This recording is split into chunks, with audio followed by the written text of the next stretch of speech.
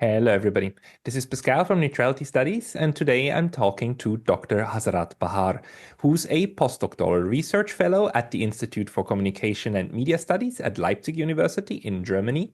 His research focuses on the transformation of Afghanistan's media system over the past 2 decades, and he was recommended to me by a very close friend as the right person to discuss the ongoing India-Pakistan crisis from the Afghan side, since the politics of the region is inextricably linked between these three countries. Dr. Bahar, welcome. Thank you very much, Pascal. I'm really happy. And once again, thank you very much for having me.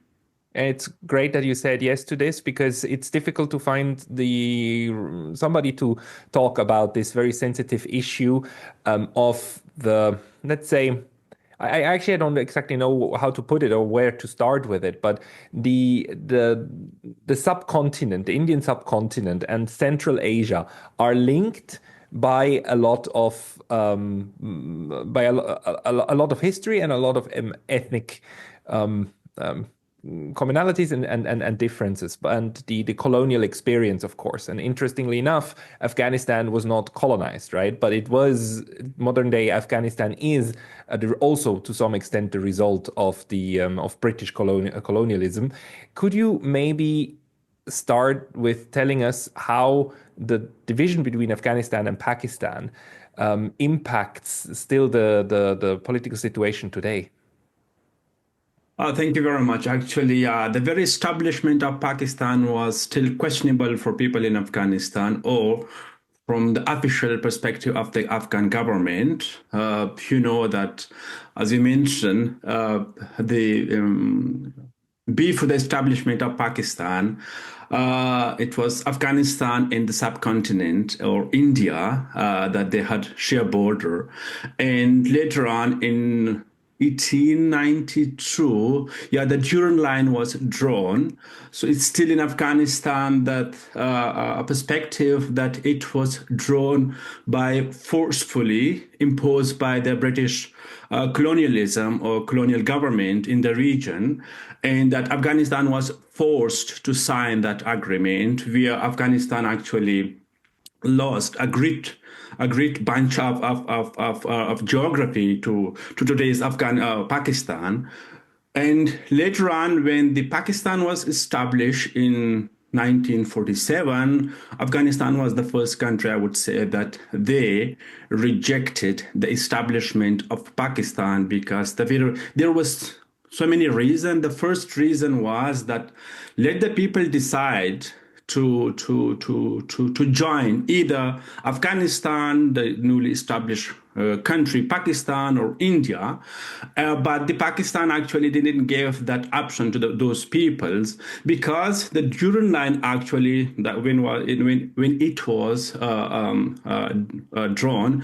1892, they actually parted, divided the same ethnicity, the Pashtun ethnicity, that's still a majority ethnicity in Afghanistan, and also more than 40 million people, if I'm not mistaken, lives in Pakistan. So they divided that ethnicity. And it was not only the Pashtun ethnicity, they also divided Baluch ethnicity in the southern part of Afghanistan. So, and the nationalism in Afghanistan, I would say, was in a full swing when when Pakistan was establishing. That was, I think, the main reason that Afghanistan actually rejected the establishment, and that actually created the seeds of conflict between these two countries, Pakistan and Afghanistan. Although later on, Afghanistan actually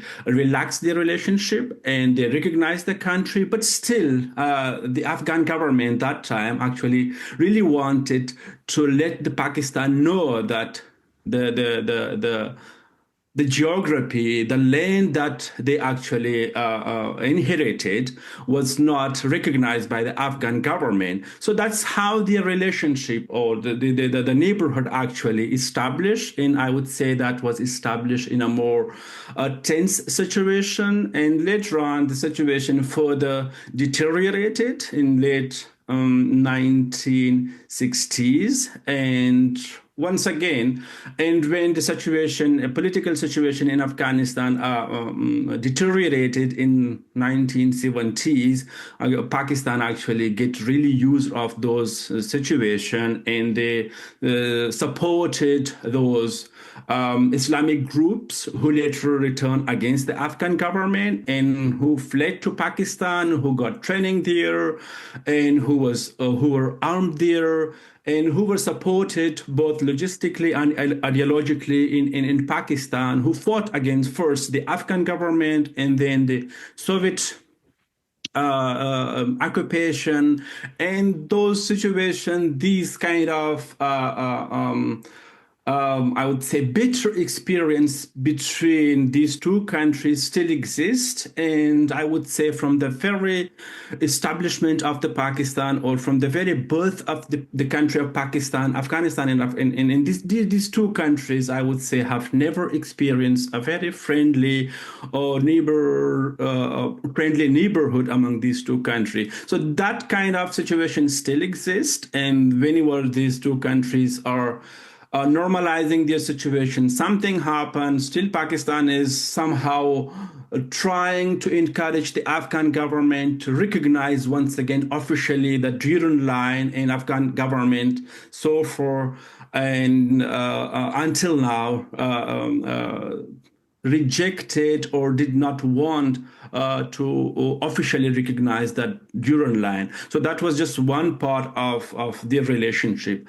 And there are so many other factors too that have played role between these two countries. I would say negative role, because as I mentioned, these two countries have never had so for good relation or friendly relation, although there was like ups and downs, fluctuation of the relationship, particularly in the first era of the Taliban, late 1990s. These two countries had relatively good relation, because Pakistan was one of those three countries that officially recognized the government of the Taliban that time.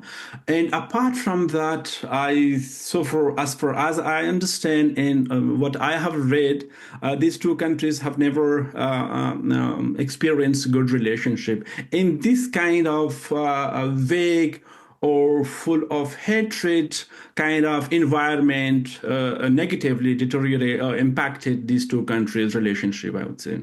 And one of the things that really stunned a lot of us recently was, I think it was last week or already 10 days ago, when right after the terror attack in Kashmir happened and these Indian tourists got killed, there was an interview that was done with the foreign minister of Pakistan, and the interviewer got him to say that, yeah, well, Pakistan used to support terrorist groups, and on the behest of the United States, and this has come back to haunt Pakistan quite a bit. This was a very surprising commentary coming from a foreign minister. Can you maybe put that into context? What was the role of terrorism? Because, colloquially, people tend to think that Afghanistan has been a breeding ground for terrorism, but we've seen how this porous border, the Pashtun porous border, has been used in both directions for well, let's call it maybe not terrorism, but violent political opposition. Mm-hmm. Yeah, that's true, actually. I would say for me that was not a surprising comment, but at least that what I would say what would make me surprised is that maybe that the official government, the government officials of the Pakistans are accepting what they did. Maybe it's because of the US, or maybe because of their own national interest, I would say. I would somehow cautiously say or disagree that it was only because of the US or the West, because my understanding is because of that Kashmir issue with India, and as I mentioned, in somehow to to upset the Afghan government. The Pakistan government actually had nurtured and supported those radical, religiously radical organization. I would say it's. I don't know if we have to call them terrorist or insurgents group, kind of people who have been, I would say, radicalized first against the India, and secondly, also against the Afghan government, and later on when the USSR or Soviet Union invaded Afghanistan, that was like in a bigger picture. The Western Bloc supported those who were fighting against the Soviet Union, and later on they need manpower, and those manpower first. Those people who studied in madrasa, I would say they were really prone to be easily radicalized or to be easily encouraged to fight against the Soviet Union, logistically and financially supported by not only the West, but also some Gulf countries, particularly the Saudi Arabia, the United Arab Emirates. So those group were, I would say, emerged in Pakistan under the supervision of the what they call establishment, simply put it, the military of the Pakistan, and they were trained, they were supported, and they were used not only for the purpose of or strategic objectives of the West, but also strategic objectives of the Pakistani government. As I mentioned, they have these manpower to fight against India in Kashmir, and they had this manpower to somehow upset or fight against the Afghan government in 1970s, when there was not such things like terrorism or those things, but they were somehow training, supporting, and financing those groups to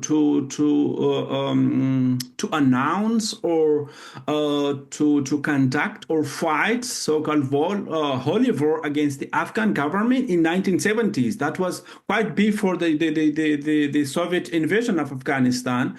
So those people, those groups were used by Pakistan, not necessarily for the objectives or interest of only the Western countries, but also for their own interests.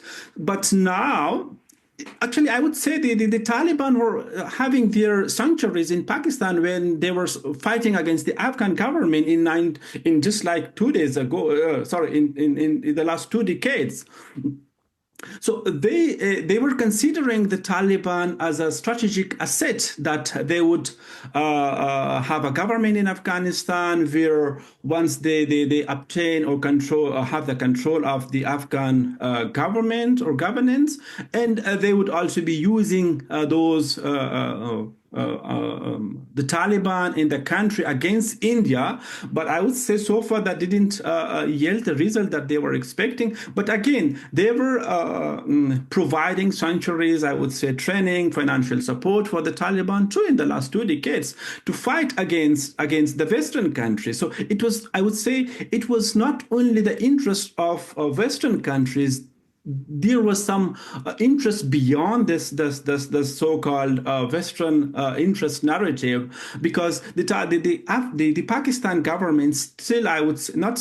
I doubt to say still, but they consider those groups like their national asset, who could serve their interest both in Kashmir, in Afghanistan, and anywhere else where they could send and where they could secure their interests. That's interesting. So you view this comment of the Pakistani foreign minister as somewhat misleading, as in trying to blame the US for a problem that was clearly a Pakistani strategy from the beginning, to use clandestine operations in its near abroad, in both Afghanistan and in India. Am I understanding that correctly?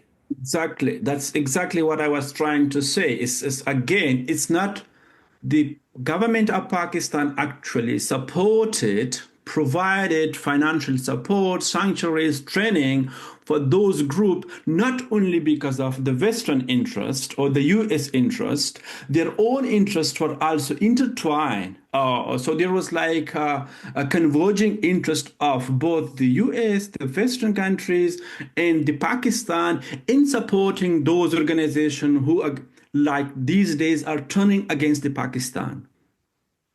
So, in a sense, what we are seeing now is Pakistan being unable to control, because like Pakistan was also the victim of terrorist attacks, right? It's not just India and Afghanistan. I mean, they happen in Pakistan as well, and in a sense, Pakistan is losing control over this force that it itself created, and it's kind of. Do you think they are now admitting that? Is there now a change in strategy, or is this thing still embedded in the way that let's say the military apparatus in Pakistan, which is huge, to some extent still works? I would say it's.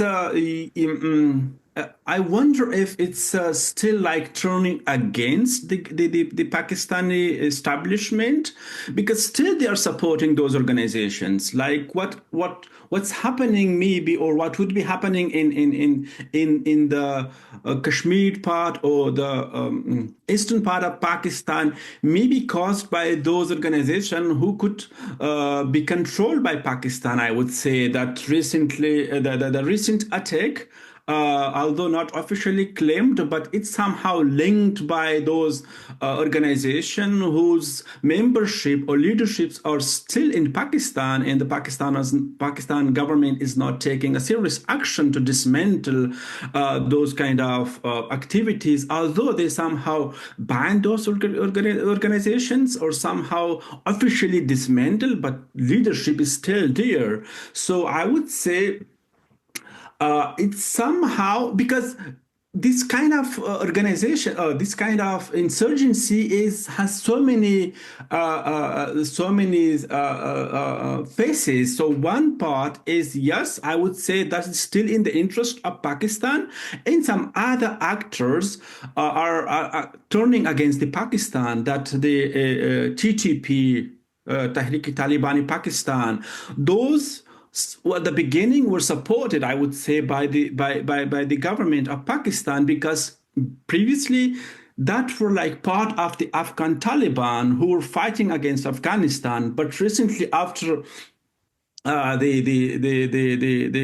collapse of the government, and also after they learned, the TTP learned that they could also fight the same way that the Afghan Taliban are fighting against Afghanistan.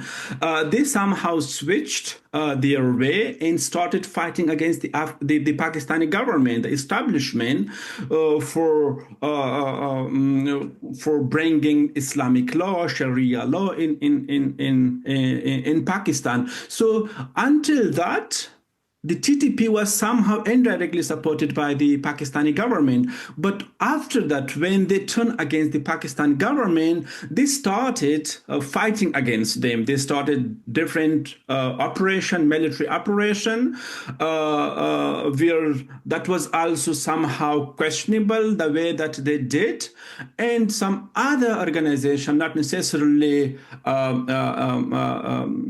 religious organization or some other radical organization. There are some other forces existed in Pakistan fighting against the government of Pakistan, particularly that Baluch liberal, I don't know, I forgot the official name, but though the Baluch separatist movement, I would say, they're fighting against the Pakistani government, and we have been noticing a very drastic surge from those Baluch people and also from this TTP. So somehow, looking into the current situation of Pakistan, it seems that Pakistan is not in a very full control of controlling these organizations.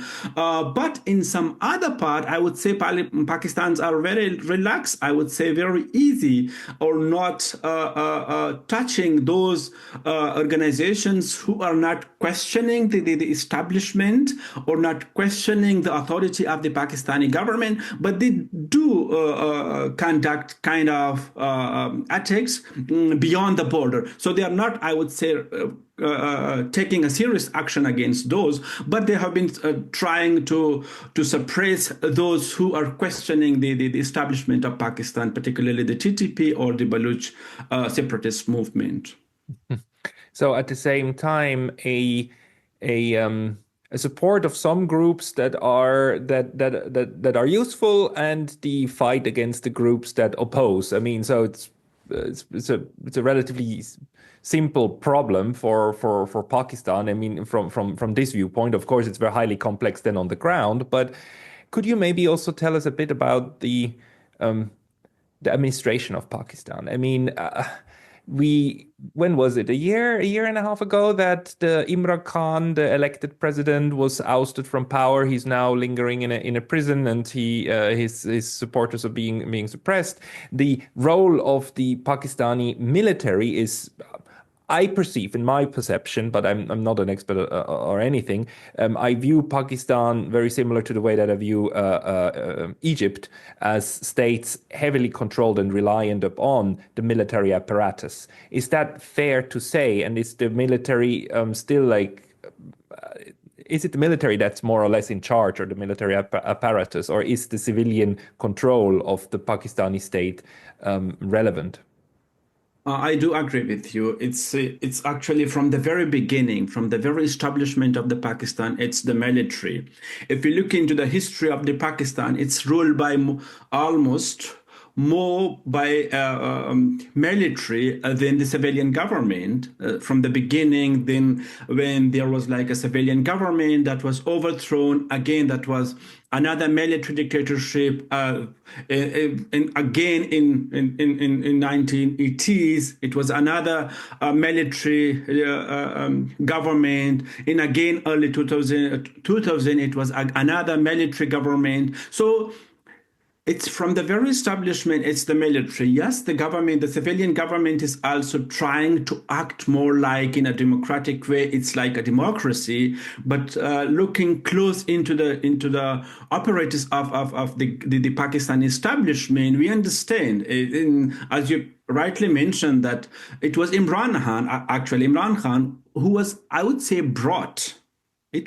Although it was elected, but basically looking close into how the election was or took place, I would say it was brought by the military, because they were on the same page that time. And once Imran Khan started criticizing the establishment, the military, and it was, I would say, not overthrown through a coup, but it was overthrown in a way that was more similar to a coup. That the opposition was united, I would say, once again by the military, and they disqualified Imran Khan, and as we know, that's still in prison. And the current so-called civilian government is, once again, it's like in the background, it's the military. Yes, but they do have like a prime minister and a president. But when it comes to some particular sensitive issues like the India, like the Pakistan, it's always the military in who is deciding, who is developing the policy, and who is pursuing the policy. And I would say it's also the military who is oversighting everything in Afghanistan, in Pakistan. In some democratic countries, it should be totally the other way. It would be like the prime minister or the president. But in Pakistan, we see situations are totally different. And once again, I would say, as you put it rightly, I do agree. It's in the whole history of Pakistan, in even now, it's the military who is dictating, and who is controlling, and who is pursuing their foreign policy, internal politics, whoever are against the military. And we see their position. Like today is Imran Khan. Previously, it was the other prime minister, and even the Benazir Bhutto, and previously the I think that was her father. 70s Bhuttos, and so it was like the military, whoever they want to bring in to the government, they are bringing, and whoever are against the military, they are somehow disappeared, or they are removed in a different way, sometimes through coup, sometimes but just like the methods, the tactics are changing, but the main control and the main powers are with the military. And I would say there is very limited room for civilian government as long as they are against the military. If they are on the same page with the military, it's okay. There will be no problem. Like looking into today's situation in Pakistan, the civilian government are not like questioning or challenging what the militaries are doing. So it's fine. But as soon as the civilian government started questioning or challenging the authority of the military, the situation would be totally different. And again, that would be a military to be ruling the country's foreign policy, internal politics. So, what does this lead us to when we try to understand who calls the shots in Pakistan and whether, because on the one hand we have this problem, right? Especially when it comes to Kashmir and India, that the Pakistanis are saying like this wasn't us. I mean, this was a terrorist attack. It has nothing to do with us. The Indians are saying like no. You've been using this method against us the entire time, and this is an escalation from your part. These groups are under your control, therefore you're to blame. What you told us is that Pakistan to some extent has control over these terrorist groups, but to others not. On the one hand, you have a civilian government, but it's only in charge once as long as it's on the same page as the military. Is Can we expect that Pakistan has a more or less centralized decision-making process that makes it governable, or is Pakistan in a situation in which we just don't know, and the power centers in Pakistan are not all powerful, but only have their little fiefdoms, and the way the country moves and these kind of attacks that then happen are maybe truly actually outside of the control of the let's say the military decision makers. I doubt that the situation in Pakistan is out of the control of the military. I still believe that they are controlling. Yes, partly in some part of the country, they are not. I would say, or they are unable to control very wisely, particularly in Balochistan, in the Fatah region of Pakistan. Yes, in those parts, I would say the military of the Pakistans are not successful, but still, I would say generally speaking, I still believe that situations are in quite control of the military of the Pakistan, particularly when it comes to attacking or counter-attacking the Indian part, the western part, the eastern part of Pakistan. As we have noticed, like in the last 2019, I think there was also kind of like clash between these two countries, Pakistan and India, and I would say Pakistan responded quite well. And I wonder if India would again kind of conduct similar surgical strike. But if that happens, Pakistan maybe, I think, replying the same way. It means like Pakistan is still, I would say, in control of the overall situation, although problems are, I would say, becoming bigger. It's not only, I would say, the Baloch separatist movement. There is also some movement. We could mention the TTP that is also now creating problem to the extent that the military of the Pakistan is not easily controlling or cannot control them. the way that they used to, but to say it's like totally going beyond the control of the military of Pakistan, for me, I still doubt that. I still believe that the military is in a position to control, not to control, to maintain, I would say, the status quo, because controlling is like having a strong command.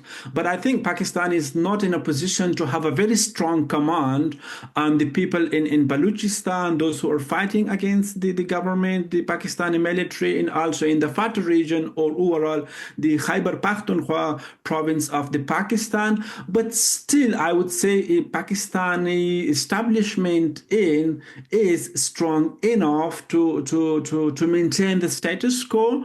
And as I mentioned, problems are becoming bigger. It's not only the security situation, now it's more about the economic situation of the Pakistan, because it's like deteriorating, and there's like the debt that they are receiving is increasing, and the repayment of those debts is going beyond the capacity of the current government of Pakistan, although they are trying to receive trying to secure fund from China, from Saudi Arabia, from Qatar, United Arab Emirates, IMF. But still, I would say they are in a very strong critical economic situation, which the military don't care a lot about it. What they do care is about their own survival, their own power, and as long as their survival is secured, and as long as their authority is not going to be questioned, I think Pakistan would remain the same way that as it is. And the military, I would say, is in a position to maintain as long as its authority and right is not questioned or challenged. I had a talk on this channel just a couple of days ago with Jyotish Manmudiar from the India and Global Left channel, and he also said Pakistan at the moment actually can't afford having another war with India because of the economic situation, and because Pakistan is currently structurally at a very weak point. Would you support that assessment? So that actually what we are seeing in Kashmir can't be in the interest of Pakistan at the moment? Affordability might be, yes, I think the establishment of Pakistan could afford, but the cost would be too much, I would say. Looking into the current economic situation of the Pakistan, the cost would be too much. I think that's what the Indian government really try or want to inflict more economic how should I put it, to cost and inflict more economic burden on the government of Pakistan, rather than like a military direct conflict, because looking into these two countries' economic situation, the economy of India is booming, their GDP is booming, and their overall image is booming. But looking into Pakistan, they're still trying and dealing with those debt circles, debt circles. It's like receiving fund from somewhere and repaying somewhere else. So it's I would still say, because the government, the establishment of Pakistan is, I would say, have a great chunk of financing and funding within Pakistan. They have so many sources of funding. It's like they are involved in kind of business, that they have their own bank, they have their own charity, they have their own construction companies, factories. So they are receiving funds from so many different ways, and but they don't care about the civil government and the people. So I think Pakistani government, or Pakistani establishment, is in a position to afford, but the cost would be, I think, is too much. And I think for for the longer period, that may not, the establishment may not be able to maintain kind of situation unless some external player or some external funders not intervene. I think for the time being, yes, Pakistan could maintain and afford, but this affordability may be, I would say, too costly for the establishment of Okay. Pakistan. And if we look at the situation in the Pashtun area, and you already talked about it at the beginning, right? These Pashtun and Baluch areas that were divided between Pakistan and Afghanistan that still form today, as far as I understand, a coherent ethnic group, right? And the border is porous and you go back and forth. You can go back and forth between them. How does this porous borders in both Baluch and Pashtun areas, how does that affect the, let's say, the security policy and the foreign policy of Pakistan? Yes, yeah, the border is, I would say, in a very delicate situation, but sometime Pakistan is, the establishment of Pakistan is also taking advantage of this kind of narrative that they say in the countries that the Baluch separatist movement is supported by the Indian intelligence organization. Same goes to the TTP. They are promoting the narrative that these peoples are supported by the Indian government, financially supported by the Indian government. Recently, there is another, I would say, a very genuine movement, PTM, Pashtun Tahaffuz movement or Pashtun protection movement. It's also sometimes blamed that they are also receiving support from the Indian government. I really totally doubt these kind of narratives. Yes, the border is very porous. I would say in a very delicate situation, and the government of Pakistan is not in a position to control this region, but I would say they are also strategically getting advantage of this narrative to tell the local Pakistani people that, look, these Baluch peoples are against the establishment because they are receiving support from the Indian government, and TTP is against the Pakistani establishment because they are receiving support from the Indian government. Same goes to the PTM, is against they claim that it's against the establishment because they are receiving support from India. So they are also somehow using this delicate situation to support their narrative or somehow to distract peoples from the real problem. Baluch peoples are fighting against the establishment because of they claim that they are not receiving enough or equal rights, where other Pakistani peoples, particularly in Punjab, the peoples are receiving all those rights. Same goes to peoples in Fatah. The PTM was established to struggle for securing the fundamental rights of the Pashtun people in that region, because they are deprived of those rights and not privilege but rights from the very establishment of that government. So situation back in Pakistan's, or I would say, is deteriorated because of the policy of the establishment or the military, but somehow because of their policies, Baluch people actually raised their voices and even now started opposition and start fighting against the Pakistani government only for securing their rights. And same goes to PTM is not like an armed opponent, but it's more like struggling. But the TTP have their own different cause. They are fighting for more like bringing Sharia or Islamic law.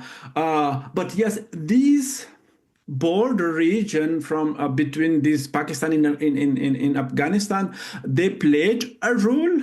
They have somehow negative impacts both in Pakistan and also somehow in Afghanistan, because sometimes whatever happening in Pakistan is also impacting negatively impacting situation in Afghanistan, because after the regime change, the Pakistan is now blaming the Taliban for Afghan Taliban for supporting the TTP in Pakistan, and also somehow blaming Pakistan for supporting the Baluch peoples in Pakistan, which for me is very, I would say, weird, because I don't see any connection between Baluch separatist movement in the Taliban, because Talibans are, I would say, more like a religious a group, while the Baluch separatists are more, I would say, a nationalist movement that is fighting for their own rights. But that's how the Pakistans are using these kind of situation like Baluch, TTP, and PTM as a pretext to distract the attention, or the attention of the people in Pakistan from the real problem, where the real problem is. That's that the military is controlling the government, is the military is ruling the country the way they want, and they don't care about the economic burden, the hardship of the local people, and that's how the situations are, I think, deteriorating in Pakistan. Thank you for that overview. Maybe just to bring in a last neighbor and make things even more complicated, do you see any role of Iran in this entire, not in this, not to say that Iran is trying to actively influence, but it does Iran and the border between Pakistan and Iran and Afghanistan and Iran also play a role in the way that this political intermingling then creates current Pakistani foreign politics? I would say yes, Pakistan does have a rule, and And I Iran. think it was like 3 months ago that the Pakistan actually, the Iran military actually strike positions inside Pakistan, and claiming that there are organizations that Iran called them terrorist organization, and Iran said that they have sanctuaries in Pakistan, and they directly strike those positions. I forgot the name of that organization, but it's something with Jaish al-Adl or kind of group. It's that the Pakistan, the government of Iran, the military of Iran actually striked, and later on the Pakistani government, the military also responded the same way. They also strike some positions in Iran, but recently, in the very recent, I think 2 or 3 days ago, 2 or 3 days ago, maybe, yeah, the foreign minister of Iran went to Pakistan to mediate between Iran and in Pakistan and India to relax the current conflict. The rule of Iran, I would say, is not that much visible, or not that much, I would say, impactful. But yes, the whole region is somehow very linked with one another, I would say. Look at the position of Afghanistan, its border with Iran, and also Pakistan, and some groups are operating in Iran. Sometimes Iran is blaming Afghanistan. In some groups in Pakistan, the Pakistan is blaming Afghanistan, and previously it was the Afghan government blaming the same countries, Iran and Pakistan, for supporting or hosting groups who were against Afghanistan, or fighting against the government of Afghanistan. I mean, this region is so linked with each other, but some countries are more linked and they have more influence on each other than other. I would say yes, Iran does have a rule, but I would say their rule and their impact is not that much compared to Pakistan in Afghanistan or Pakistan in India. But Iran still, I would say they do have a rule, and sometimes they're trying to project themselves more like a mediator. In recently, the relationship between Iran and Afghanistan, I would say, is after the regime change is quite good, and they are like having movement. Some delegations of the Taliban's are going to Iran, and some delegations of the Iran coming to Afghanistan. So Iran is trying to show that they have good relation with in the region. I would say with the Taliban, with the Pakistan, and with the India, and also with the Central Asian countries.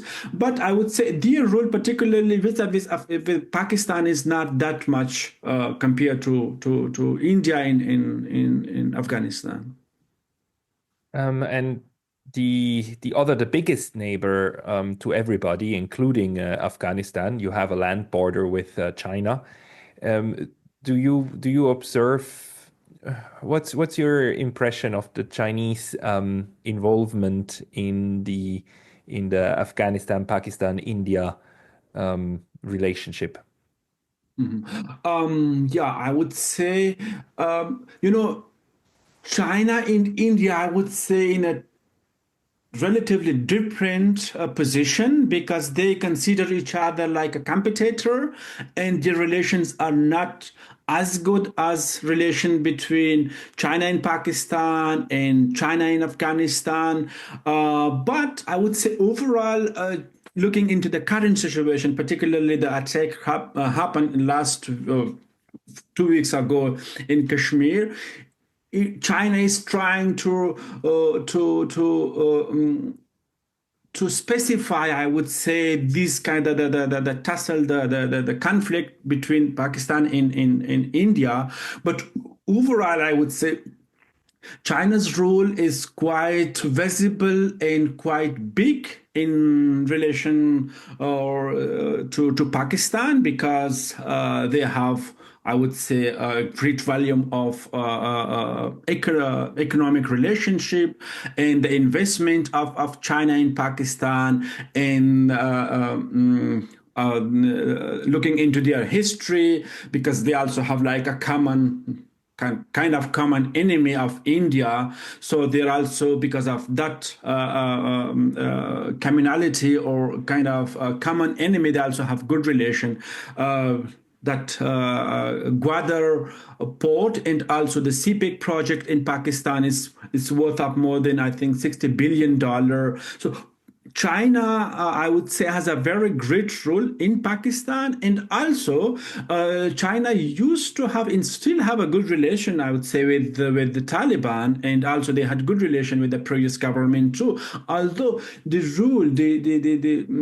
rule of China is, I would say, is not that big or that visible compared to other great power, like let's say the US in Afghanistan, but still, China does have an impact, and particularly after the withdrawal of the U.S. forces from Afghanistan, China is looking into Afghanistan as a strategic position where they are investing. I would say started investing, and also kind of establishing good relationship with the Taliban because previously China was somehow not quite friendly or was not quite happy with the previous government of the Taliban 1990s because there were some groups who were fighting against China, the Uyghur group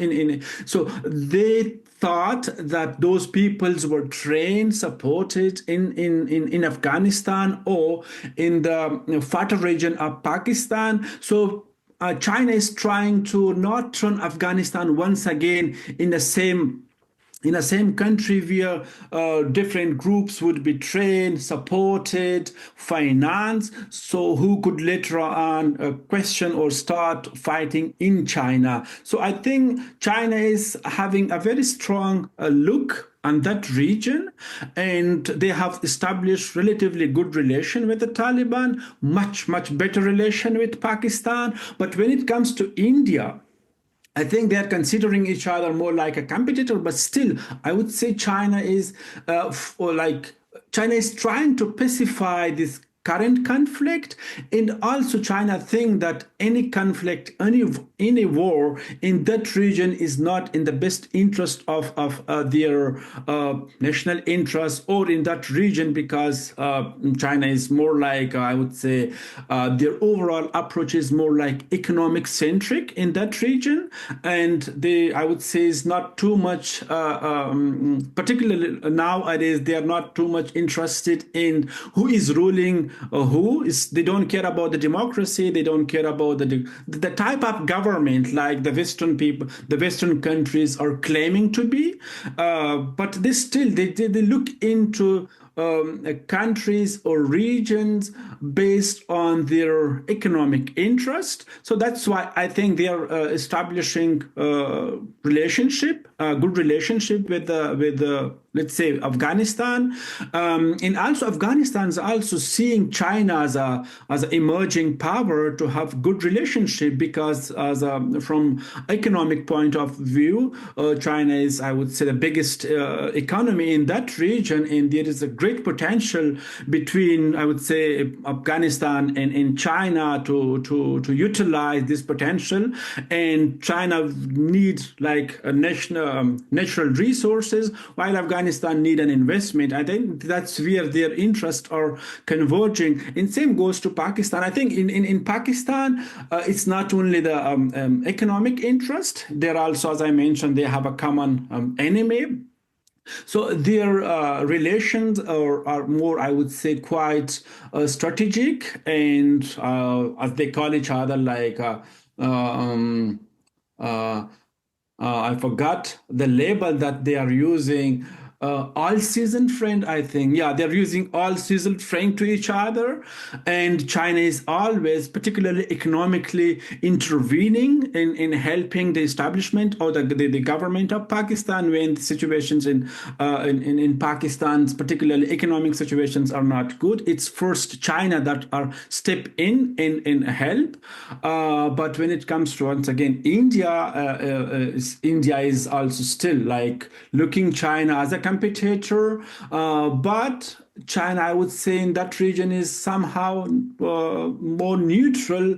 I doubt if their rule is still neutral vis-a-vis Pakistan, but in compared to other regions, I think China is playing a neutral role. But still, I would say China has strong impact, not only about on Afghanistan, but overall the Central Asian countries, so the Kyrgyzstan, Tajikistan, all the Stan countries, and also Iran, and also more bigger role in Pakistan. But India, they consider each other like a competitor. Right. But so overall, do you see structural reasons for a deterioration of the relationship Pakistan, India, Afghanistan, or is the overall situation also with China and Iran actually trying to mediate and keep the conflict under the level of outright violence? Is that going to help to pacify the situation, or are you pessimistic about the fragile peace at the moment between India and Pakistan? I think India may do something, but I wonder if they would like go into like a full flag war against Pakistan. Looking into what's happening, looking into the statement made by the government of India, it seems like they will do at least maybe similar to what they did previously, like a surgical strike, maybe. I think that is as it was also previously said, it's like inevitable. Maybe they are doing, but I wonder because apart from that, like a full flag war is, I don't think that would happen. But sometimes this surgical strikes may also be turning into kind of war because it's for me it's difficult to once it's happened it's difficult to be controlled so easily. But I think India is also thinking more strategically, having this conflict in mind, because India, as we mentioned, its economy is booming, so any kind of war will definitely adversely impact the development of India. And also any war with Pakistan will further empower the narrative created inside Pakistan by the military. So whatever would be happening, looking into the, let's say, is the current situation or the current economic situation in Pakistan is deteriorated, and military would be easily promoting the narratives because we are in war against India. So, although India will definitely try to further weaken the position or the economy of Pakistan, but I doubt that they may conduct or they may go into like a full flag war. And the same is, I think, a war in that region is not in the interest of Iran, and also it's not in the interest of Afghanistan. It is also not in the interest of China. Looking into those situations more strategically, because if Pakistan is suffering, the a great chunk economy, a great chunk of the economy of Afghanistan is somehow relied on Pakistan. It's like the border, the other goods that are coming from Pakistan to Afghanistan. If war happen in that region, definitely situation would be deteriorating. Same goes to Iran. Same goes to even Central Asian countries. So I think war is, I would say, a very limited surgical strike may happen, but I wonder if that the situation will go beyond that, because India may not want that, and Pakistan definitely is, as if you have seen their statements by the government in the last 2 weeks, you easily understand they are in a very, I would say, in a very difficult situation. They are trying, and they're calling on UN, they're calling on Western countries, they are calling on anyone who they think would help to de-escalate the situation. So of course it's not in the interest of Pakistan too, and also in Iran. So I'm not so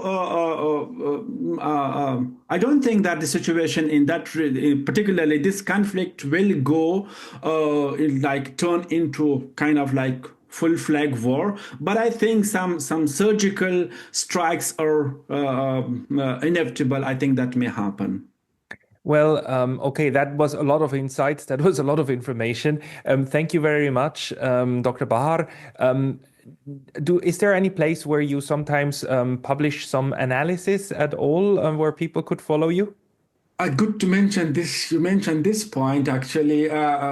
As we, my master degree was in Pakistan and Afghanistan relationship. It was more like in politics, but then when I studied my PhD in communication in media, I switched to more like communication media science, I would say. And even my position at Leipzig University is when I'm commenting things like topics like today we discuss, I don't name myself like I'm the research fellow at Leipzig University, because kind of situations has nothing to do with my PhD or my current affiliation with the university. I used to write about politics previously. I had a private blog. I think I have not updated like maybe in the last 6, 7, 8 years, but I'm more about the media and communication and media system. All those things, those are published. Mostly, I'm sharing all those information on LinkedIn, and sometimes on Twitter. I used to have my personal blog that still exists, but I haven't updated, as I mentioned, like in the last 10 years, actually. Yeah. Well, that would be a good reason now to start again, because that was a very good overview, and I thank you very much for it. Dr. Hazrat Bahar, thank you for your time today. It was so nice to talk with you, Mr. Pascal. Thank you very much for inviting me, for having me.